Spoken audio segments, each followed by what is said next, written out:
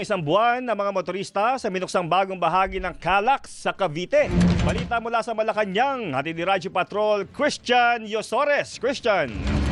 Jeff, magandang balita para sa mga motorista dahil inanunsyo ni Pangulong Ferdinand Marcos Jr. na simula mamayang hating gabi ay libre makadadaan ang lahat ng sasakyan sa binuksang bagong bahagi ng Cavite-Laguna Expressway o Calax sa General Trias City.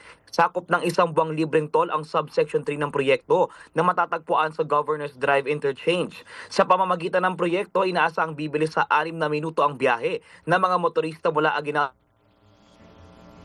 Highway at Governor's Drive mula sa dating kalahating oras at maikinabangan ng mahigit 16 o 6,000 motorista kada araw. Paiklin dito ang biyahe ng mga sakyan papunta at galing ng Biñan, Laguna at General Trias, Cavite sa 26 na minuto mula sa dating 1 oras at mapapagaan sa matinding traffic sa Aguinaldo Highway at Governor's Drive.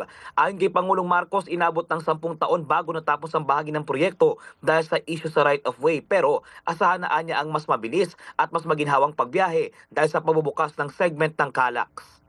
I can announce na mabuksan ito starting 12 midnight tonight and for 1 month, walang muna toll.